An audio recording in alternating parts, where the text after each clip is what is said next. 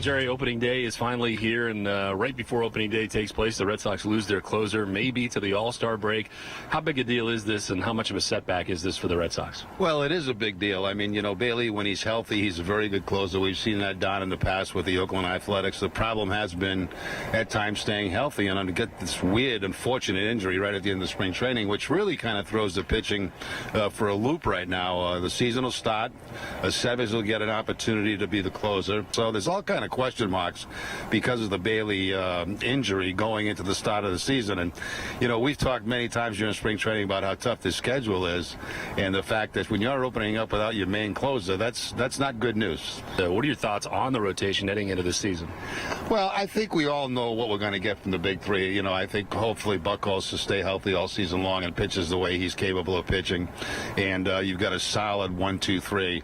Daniel Bard, I still don't know. We watched him in spring training, and he had some ups and downs. He's had some good signs, some signs where the numbers were not very impressive, but he made the progression. As Bobby Valentine said, he did things that they were looking for him to do. Got his pitch count up high enough to where he can go into the season as a normal starter. So I think he deserves the chance. And it's interesting, had the Andrew Bailey thing happened sooner, where Daniel Bard would even be in the starting rotation right now. But he made the commitment that he wanted to be in it. He did everything they asked him to do, and now he's going to get his opportunity to do that. To me, the biggest surprise is Felix Doubront being the fifth starter. We talked a lot about the pitch, and let's talk about the offense. Last year, a lot of runs scored. It appears this team is going to score runs. I think so. I don't think there's any doubt. When you got guys like Jacoby Ellsbury and Pedroia and Ortiz and on and on and on down through that lineup, and it should get even better as the season goes on once they get Crawford back. I expect him to bounce back and have a big year for the Red Sox. So, I don't think runs are going to be a problem. Though they might be on opening day with Justin Verlander pitching. He's a problem for everybody. But the fact is, over the course of the season, I would certainly expect the Red Sox offense to be in the top 5 in the American League offensively.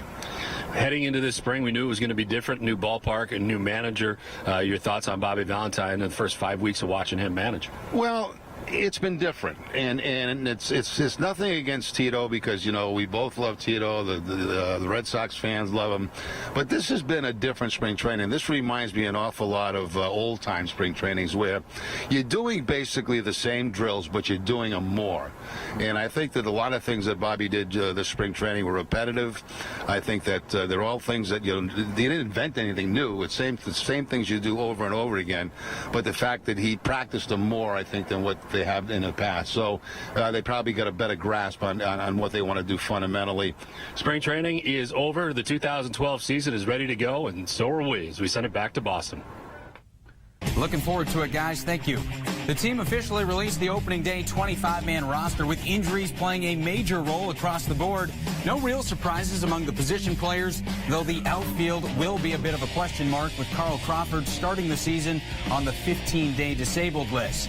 And the Sox are going heavy on the arms with 13 pitchers, which means 8 relievers to support a starting 5 of Lester, Beckett, Buchholz, Bard, and Doubront.